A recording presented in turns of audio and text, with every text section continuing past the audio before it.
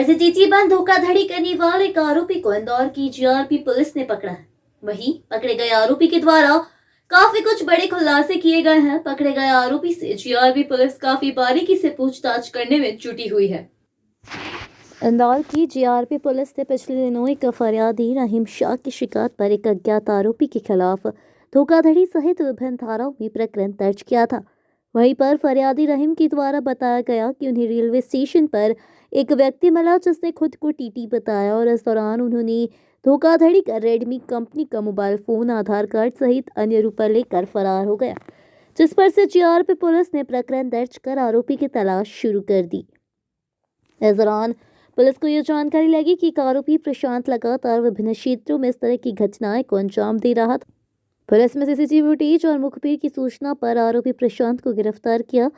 पकड़े गए आरोपी से जब पुलिस ने पूछताछ की तो उसने बताया कि वह तेलंगाना, राजस्थान, महाराष्ट्र, गुजरात, दिल्ली, कर्नाटक, उड़ीसा में भी इसी तरह से धोखाधड़ी की वारदातों को अंजाम दे चुका है।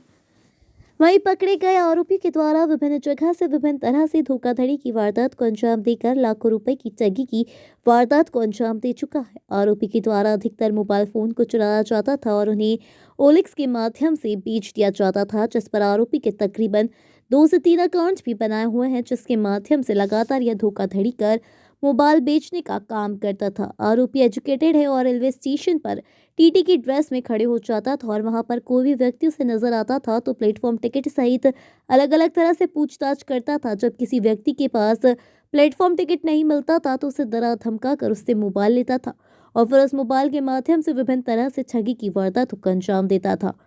आरोपी प्रशांत धोखाधड़ी के पैसों से अपनी प्रेमिका प्रियंका मीना के खर्चों और अपने महंगे शौक को पूरा करता था। आरोपी की प्रेमिका प्रियंका मीना पंजाब की रहने वाली थी और सोशल मीडिया के माध्यम से ही दोनों की मुलाकात हुई थी। इसके बाद उसने अपने पति को छोड़कर प्रशांत पंडा के साथ ही रहने की ठानी और अधिकतर वो प्रियंका पांडा और प्रशांत इसी तरह से धोखाधड़ी की वारदातों को अंजाम देते थे।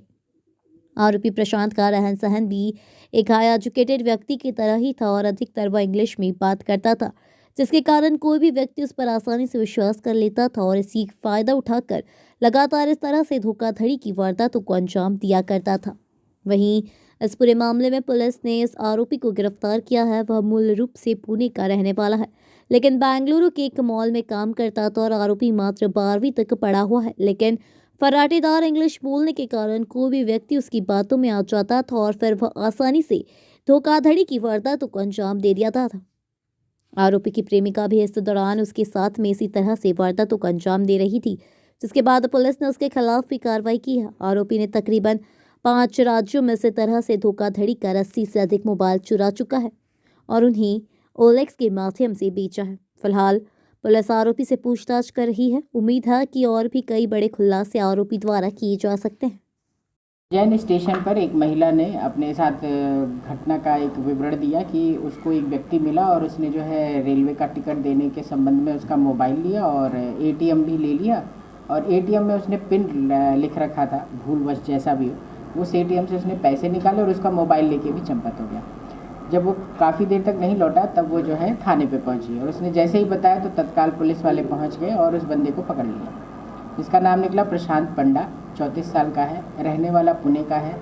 जब उसकी कुंडली खंगाली गई तो पता चला कि वो काफ़ी बड़ा ठग है और वो केवल अपने राज्य में नहीं, महाराष्ट्र, राजस्थान, आंध्र प्रदेश में, तेलंगाना, हैदराबाद, उस एरिया में भी, दिल्ली और इधर गुजरात, लगभग सभी स्टेट में उसने सेम काम किया है।